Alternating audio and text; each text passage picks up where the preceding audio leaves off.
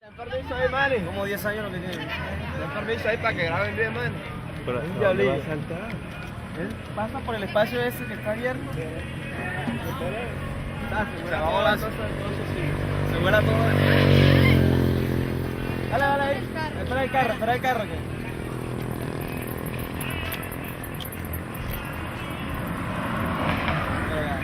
¡Listo!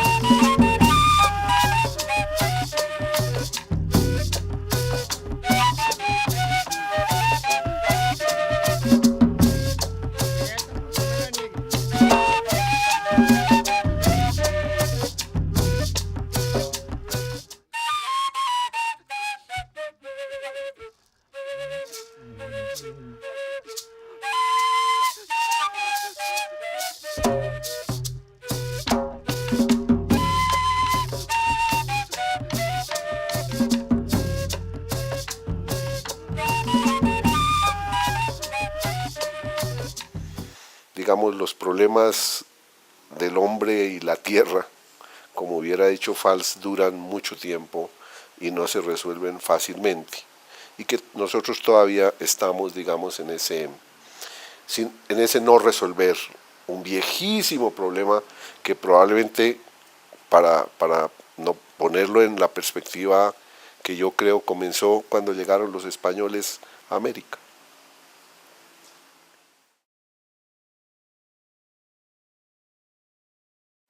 Yo tendría que caracterizarlas por sitio, no sirve, no puedo hacer un panorama general consolidado, como dirían las estadísticas, porque sería traicionar lo que está sucediendo. Te digo, el Pacífico, la zona del Pacífico, es decir, conozco el San Juan, conozco toda la costa al sur de Buenaventura, es decir, está últimamente. Ahí la minería y la coca y la explotación de la madera están lanzadas, están disparadas, lo que quieras. La coca está en todos los ríos, hay cientos de retroexcavadoras sacando en una combinación, una alianza con los mineros, con los barrequeros, en que les permiten trabajar en los lugares, en los sitios, ¿no? Por horas. Es decir, la máquina para una hora y la gente trabaja rápidamente y entonces de alguna manera esa gente es solidaria con las retroexcavadoras que son empresas todas ilegales.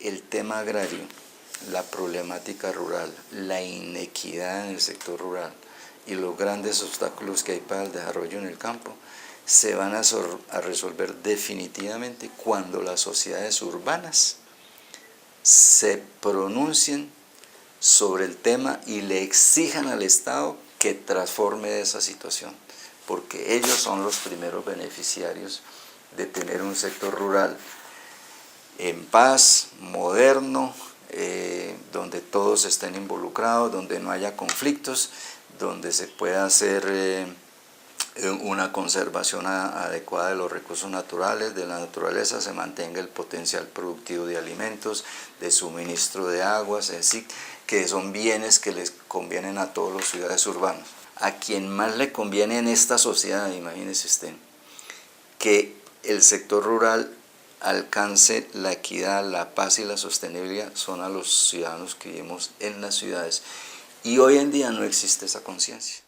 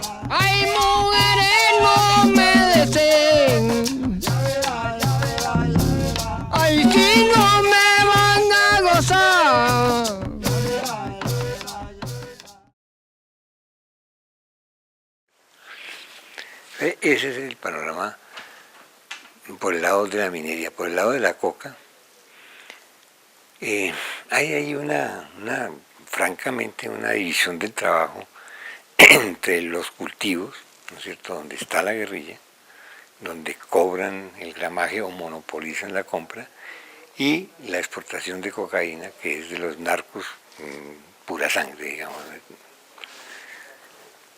La otra cuestión es el arrase de los bosques. Por Bocas de Satinga, donde yo estuve 8 días casi, salen chorizos, como lo llaman allá, de 2 y de 3 kilómetros, de maderas finas, de tángare, por ejemplo, que es una madera sumamente fina, la están sacando ya muy al pie de la cordillera, la bajan por río y la embalsan y la sacan por mar o por río hasta determinados puntos.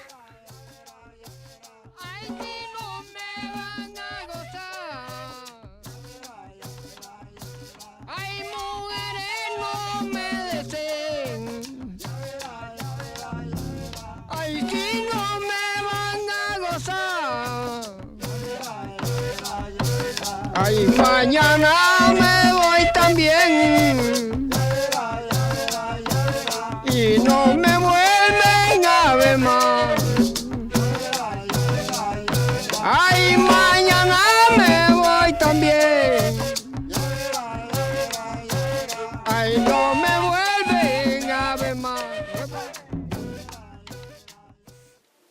Sí, por eso hacía una alusión hace un momento a la Ley 200 del 36, que fue la que salió de esos debates de los años 30.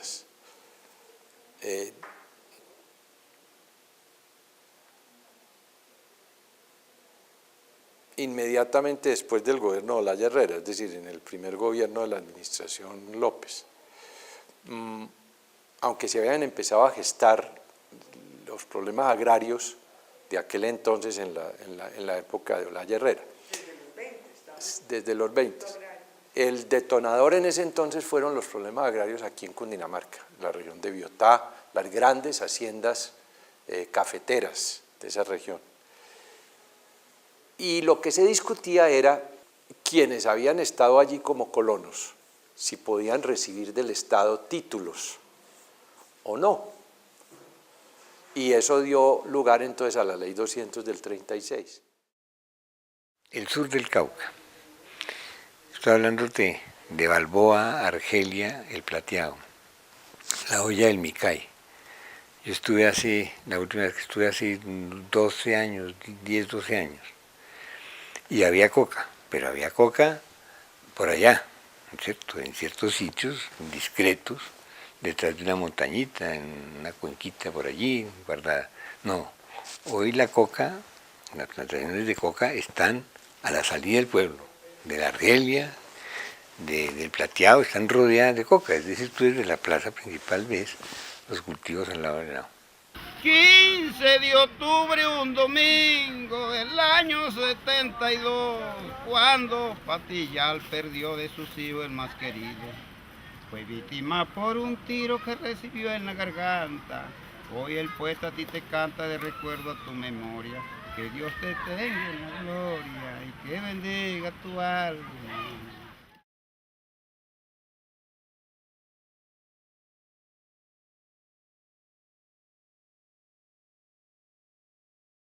Carlos Lleras tuvo que en su gobierno implementar pues, las asociaciones de usuarios campesinos.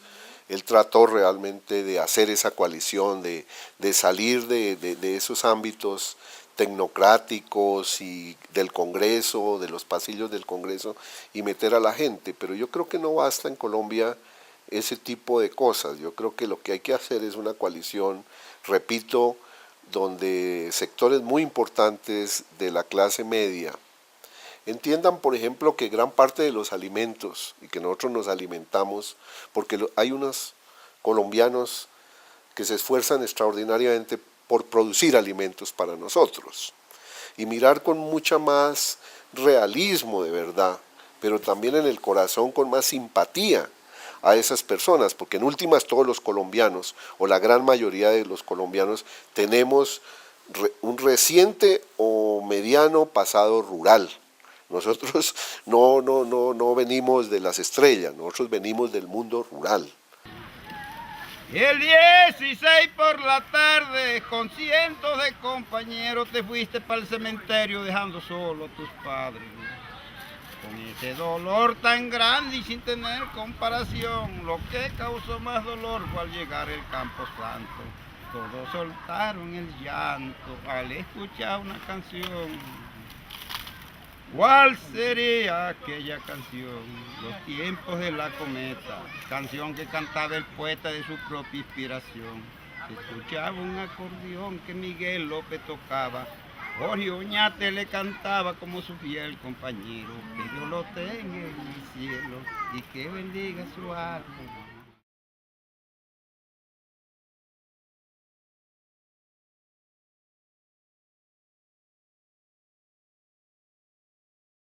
Que el problema que ha habido realmente es que después de la NUC de los años 70, las organizaciones campesinas se parcelaron, se dispersaron, digamos que se fragmentaron y cada uno cogió su propio camino y eso no les ha permitido una representación política.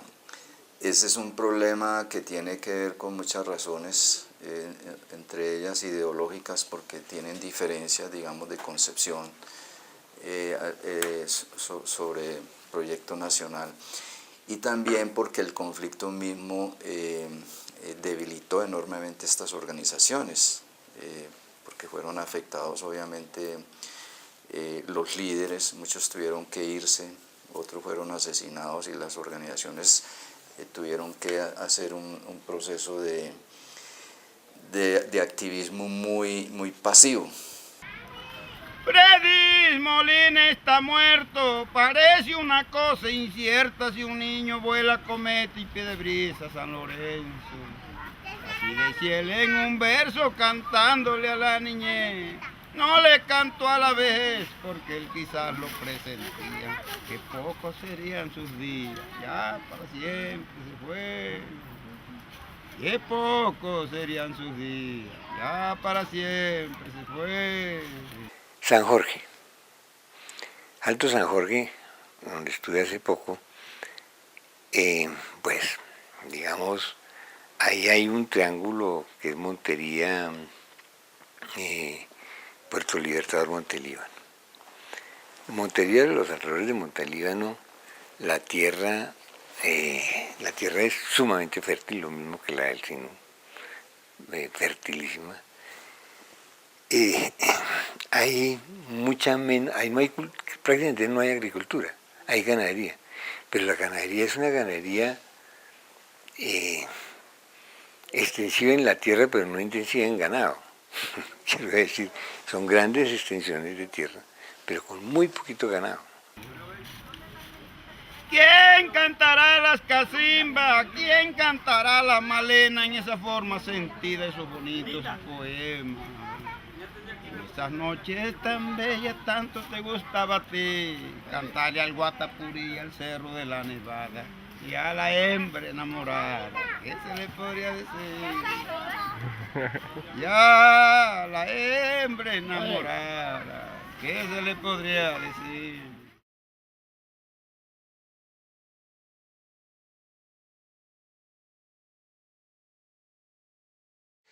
Mire, Rocío, el Polo Democrático Alternativo presentó su propio proyecto de ley en la última votación en el Senado, después de haber hecho un esfuerzo grande, muy grande, por mejorar, digamos, el articulado del gobierno, y el gobierno no dejó. Entonces, en la última votación presentamos un proyecto de ley que era distinto al del gobierno, como una manera de decir, somos partidarios de la restitución de las tierras a las víctimas de la violencia, pero ese proyecto de ley es mediocre, y dimos muchas explicaciones de por qué era mediocre, ¿sí? Que hoy nos está reconociendo todo el mundo. Pero yo diría que a estas alturas ya la discusión no es tanto de si el proyecto en abstracto, pues, en teórico es bueno o malo, sino cómo van las cosas. Y entonces yo diría que la capacidad de Santos para dañar las cosas es infinita, ¿cierto? Porque la actuación es peor que el proyecto, ¿sí? Y es peor del proyecto porque las cifras son muy elocuentes, mire.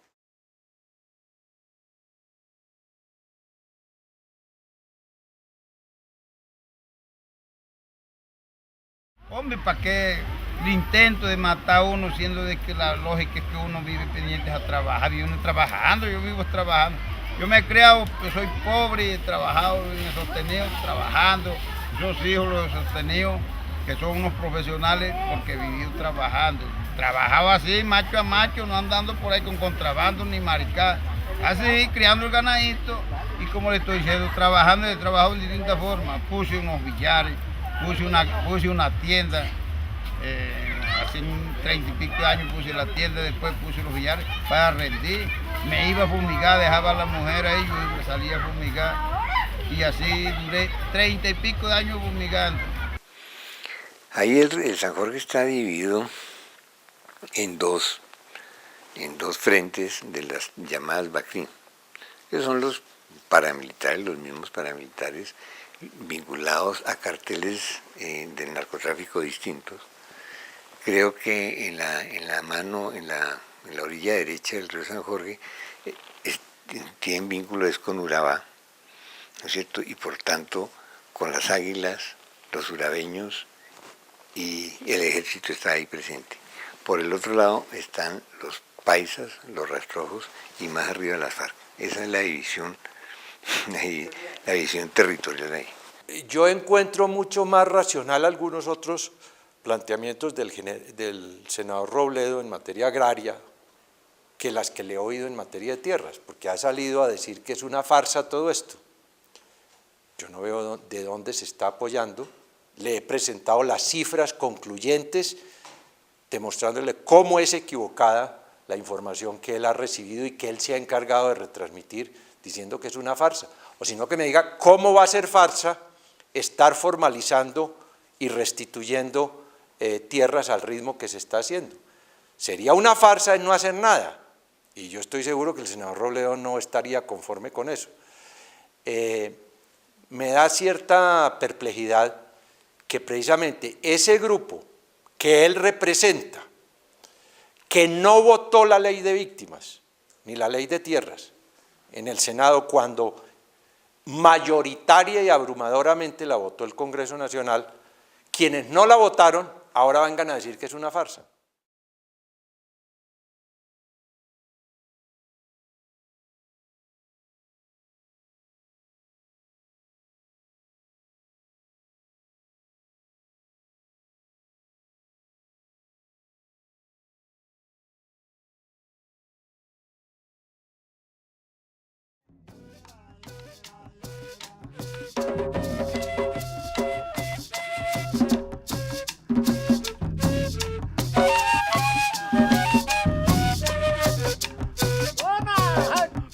Ay, no me canso de pensar el capricho de las mujeres. Ay, no me canso de pensar el capricho de las mujeres. En vez de llorar uno vivo, lloran el que se muere. Ay, en vez de llorar uno vivo, ay, lloran el que se muere.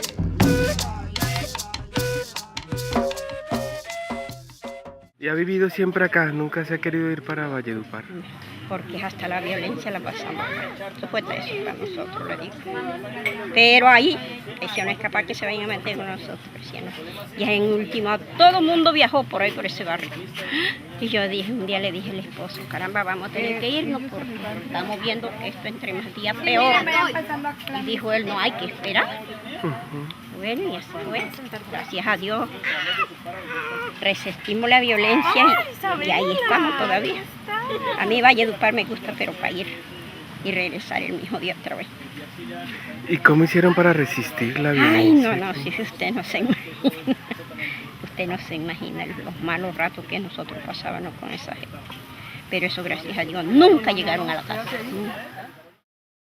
Hay otro elemento nuevo, que es Cerro Matoso se amplía, se está ampliando muy rápidamente y por lo tanto están paralizando, digamos, extensiones de tierra cada vez mayores, ¿no es cierto? Porque las necesitan por seguridad o por lo que tú quieras. Lo mismo en una gran carbonera de Argos. Argos va a comenzar a explotar carbón, bueno, ya explota, pero va a intensificar la explotación de carbón en Puerto Libertador y ha comprado una cantidad de tierras alrededor para sembrarlas con teca, ¿no? Primero, mirando el futuro de la ampliación de la mina, porque es una mina a tajo abierto, pero eso significa simplemente concentración de tierra y desplazamiento de campesinos. ¿Cómo lo hacen? Lo hacen, digamos, formalmente comprando, pero realmente se sabe que hay presiones, ¿no es cierto?, digamos, informales de gente armada que están de alguna manera vinculada con esas expansiones territoriales. ¿El hijo y el marido? Me llevaron el ganado. Me dejaron. Y yo me hice cargo a los nietos, los 3 nietos, 3 hijos del hijo que me mataron. Porque a la mujer también le hicieron. Entonces me quedaron 3 niñitos. En ese pedacito donde yo vivo, quedé yo sola. Toda la gente de por ahí se fue, toda esta por aquí quedó sola. Yo quedé por allá sola.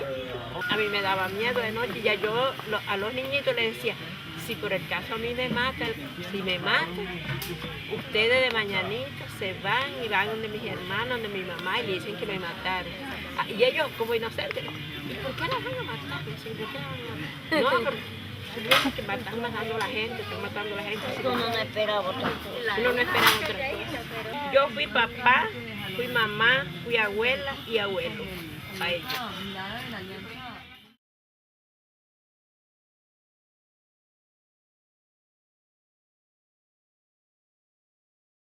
¿Qué son las cosas que nosotros criticamos como movimiento? Estamos criticando que desde el principio dijimos el catastro social no lo puede hacer el Estado solo, porque el catastro social es el levantamiento de la verdad de lo que pasó. Y esa verdad tiene que ser contada por nosotros, las víctimas, pero tiene que ser construida por nosotros también. Yo creo que eso depende, en última instancia, de la organización local, de las organizaciones de campesinos que logren presionar, logren dirigir, ¿no es cierto?, la política concreta de la ley en las zonas. Pero yo creo que justamente los asesinatos que se han dado en Córdoba, que se han dado en el Cauca también, en la costa en general, tienen ese objeto, debilitar las organizaciones campesinas para impedir su presión, ¿no?, su presión frente al gobierno para el cumplimiento de la ley de víctimas.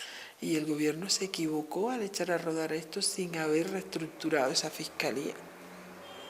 Esa fiscalía había que depurarla, nosotros se lo dijimos 1000 veces al presidente, a través de los medios de comunicación, a través de la discusión de la ley, a través de la socialización de la ley, a través de los encuentros que tuvimos a través de todo se lo hicimos saber. Mire, si no se hace una depuración en estas instituciones, el INCODER, la Fiscalía de Justicia y Paz, la Fiscalía Ordinaria, esta vaina no va a caminar. Hay que hacer eso, porque todavía las instituciones siguen cooptadas, penetradas por los paramilitares. Y eso es una verdad que no la puede desconocer nadie. Quien usó la motosierra no es el titular de la tierra, naturalmente. Hay una cadena que va diluyendo el testaferrato. Es una cadena, digamos, de buena fe, que va aumentando la buena fe y va disminuyendo la criminalidad. O sea, una persona que tiene una propiedad, ¿no es cierto?, que de donde fue desplazada gente, pues hay unos 4 o 5 propietarios anteriores que diluyeron el asunto. Le voy a dar este dato, Rocío. El propio Rudolf Gómez, que no es propiamente del Polo, ha tenido que reconocer, utilizando estudios de la Universidad de los Andes, de que por lo menos el 50% de la producción de alimentos en Colombia la hacen los campesinos. Entonces, eso dejemos claro eso. Bueno, y dejemos claro lo positivo de la propiedad campesina, porque es que la propiedad campesina es primero una distribución más democrática de la tierra y es generar mercado interno y un poco de cosas. Primera cosa que dejo claro. Segunda cosa, yo no me opongo a que en determinadas circunstancias los empresarios puedan hacer algún tipo de negocio o asociación o acuerdo o con obreros agrícolas o incluso con campesinos. Pero lo que yo sí no puedo compartir es que el peso del Estado se ponga para que los campesinos no sean campesinos libres, sino semisiervos o neoaparceros de los monopolios y las transnacionales. Una cosa es que un gran empresario encuentre un campesino libre y hagan algún tipo de asociación, pero otra cosa es lo que está proponiendo Santos, lo dijo el director del INCODER en una entrevista que yo puedo darle. Campesino de las catas, por ejemplo, en el caso de esa finca de Ayapay, que no se asocie con la Nacional de Chocolates, se va del predio. De alguna manera todo está vinculado a la tierra, ¿no es cierto? Lo de la coca, lo de la palma africana y aún el contrabando, porque el contrabando se hace por medio y por vías campesinas. No sé, las líneas de contrabando son, yo no digo facilitadas, pero están apoyadas, porque son contrabandos que se hacen en motocicleta, que es una cosa nueva para mí. Yo pensaba que el combustible era de grandes carrotanques, no, son miles de motocicletas que pasan la frontera de lado a lado, no con pimpinas, que traen gasolina y llevan coca.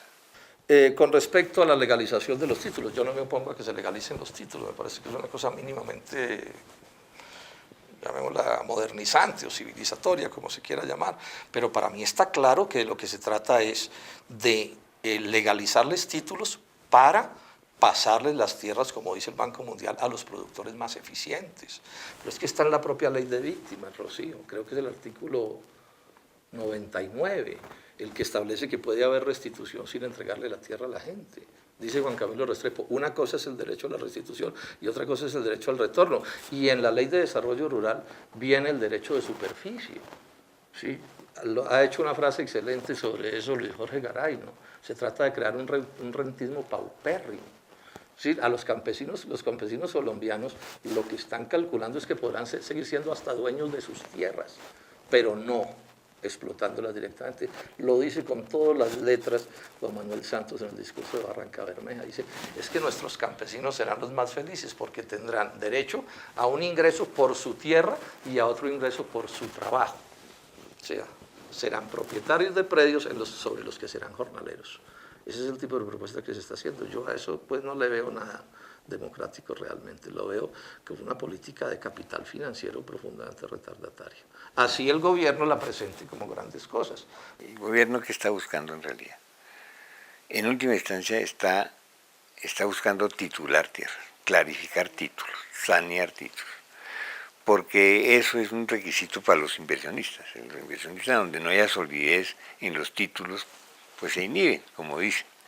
Les da miedo, no lo hacen, chantajean con eso, y yo creo que buena parte de la ley de desarrollo rural y la ley de víctimas tiende a sanear, a dejar eso en claro.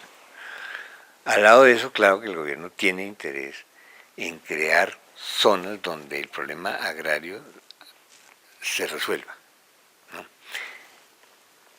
Y ha coqueteado con las zonas de reserva campesina, pero ha enfatizado más las zonas de consolidación. Las zonas de consolidación son simplemente unas zonas bajo el control militar, ¿no? Donde las diferentes acciones del Estado están coordinadas bajo esa mirada, bajo esa perspectiva. Así el gerente o coordinador o como lo quieras llamar, sea un civil, pero hay una mirada militar, hay una estrategia militar detrás de la consolidación.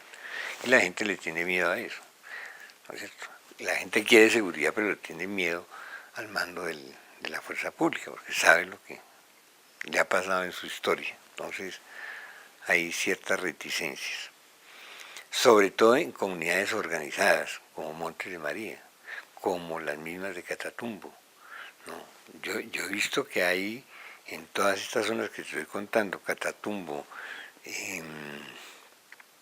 inclusive suroeste antioqueño, Magdalena Medio, Cauca, hay un resurgimiento de las organizaciones campesinas muy fuerte, además muy conocedoras de los términos del PLC, por ejemplo, de los términos de la ley de víctimas. Entonces, ellas están ahí, están presionando. Y el cumplimiento, repito, de esa ley de víctimas depende de la fuerza que ellas tengan.